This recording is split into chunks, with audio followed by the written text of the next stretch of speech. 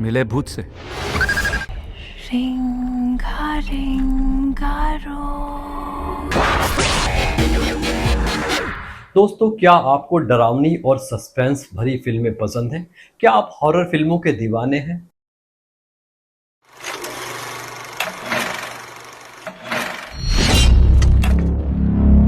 अगर हाँ, तो आज हम बात करेंगे हिंदुस्तान की पहली हॉरर और सस्पेंस फिल्म की, जिसका नाम है।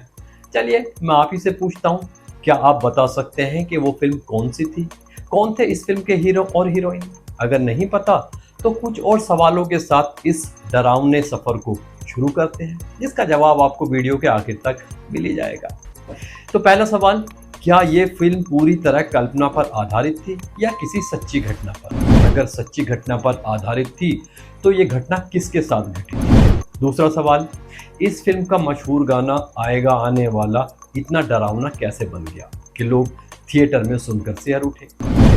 तीसरा सवाल, इस फिल्म को बनाने में कौन सी ऐसी मुश्किलें आईं जिन्होंने इसे लगभग रोक ही दिया था? इन सवालों के जवाब अगर आप जानते हैं तो ठीक है, और अगर नहीं जानते तो जानने के लिए आपको वीडियो आखिर तक तो देखना पड़ेगा।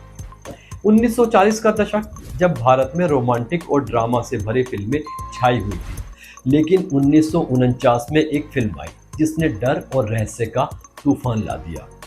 उस फिल्म का नाम था महल। बरसात की एक तूफानी रात थी।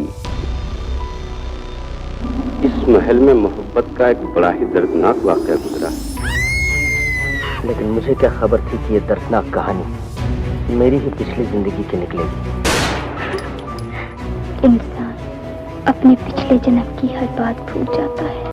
इस फिल्म को बनाया था बॉम्बे टॉकीज ने और डायरेक्ट किया था कमाल अमरोही ने। यही कमाल अमरोही जो मीना कुमारी के पति थे और जिन्होंने पाकीज़ा जैसी मशहूर फिल्म बनाई थी। इस फिल्म के हीरो थे अशोक कुमार और हीरोइन थी मधुबाला।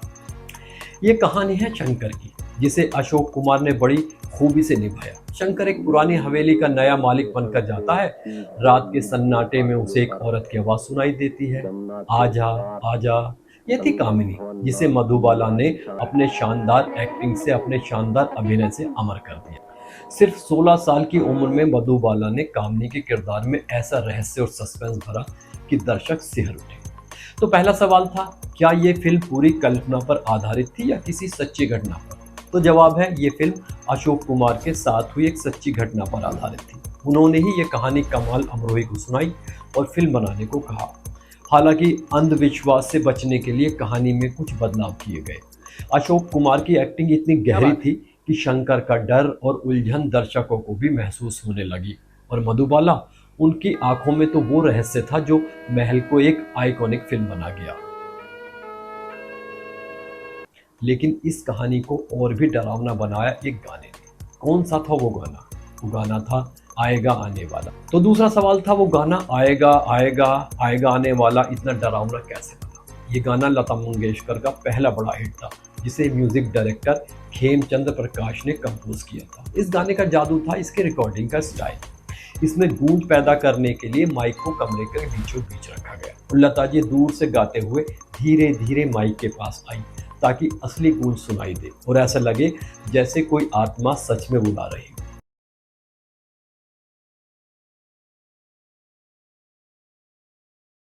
मधुबाला की रहस्यमयी अदाओं के साथ इस गाने ने दर्शकों के रोंगटे खड़े कर दिए।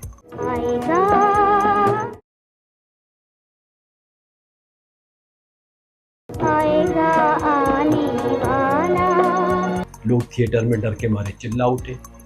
अब तीसरे सवाल का जवाब कि इस फिल्म को बनाने में क्या मुश्किलें आई। 1940 के दशक में हॉरर फिल्म बनाना एक बड़ा जोखिम था।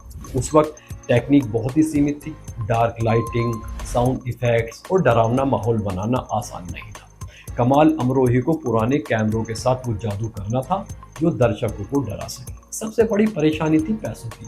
बॉम्बे टॉकीज उस वक्त आर्थिक तंगी से गुजर रहा था।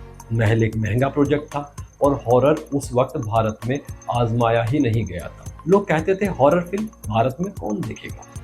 फिर भी कमाल अमरोही ने अशोक कुमार और मधुबाला जैसे सितारों पर भरोसा किया। अशोक कुमार जो पहले से ही सुपरस्टार थे, उन्होंने इस रिस्की प्रोजेक्ट को सपोर्ट किया और मधुबाला जो उस वक्त सिर्फ 16 साल की थी। उन्होंने अपनी एक्टिंग से, अपने अभिनय से सबको चौंका दिया। शूटिंग के दौरान क्रू को कुछ अजीब अजीब अनुभव भी हुए। कुछ लोगों ने कहा कि रात में हवेली में अजीब अजीब आवाज़ें सुनाई देती थी।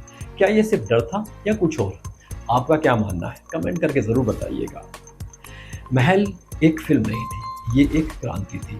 अशोक कुमार और मधुबाला ने तो अपने किरदारों में जान डाल ही दी थी। साथ ही दूसरे कलाकार जैसे कन्हैया लाल और विजय लक्ष्मी ने भी छोटे छोटे लेकिन अहम किरदारों को बेहतरीन तरीके से निभाया। महल ने बॉक्स ऑफिस पर धमाल मचा दिया और हॉरर सस्पेंस जैसी फिल्मों के लिए भारत में रास्ते खोल दिए। इसकी सफलता ने वो कौन थी जैसी दूसरी हॉरर सस्पेंस फिल्मों के लिए ज़मीन तैयार की। लेकिन महल का जादू आज भी कायम है। तो दोस्तों, ये थी हिंदुस्तान की पहली हॉरर और सस्पेंस फिल्म की कहानी। अगर आपको लगता है कि महल से पहले भी कोई और डरावनी फिल्म बनी थी तो वो कौन सी थी, हमें कमेंट करके ज़रूर बताइए। तो दोस्तों, महल ने अशोक कुमार और मधुबाला की अदाकारी से साबित कर दिया कि डर और रहस्य भी भारतीय सिनेमा का हिस्सा हो सकते हैं। अगर आपने ये फिल्म अभी तक नहीं देखी तो आज ही देख डालिए, लेकिन हाँ, रात को अकेले मत देखिएगा। Take care.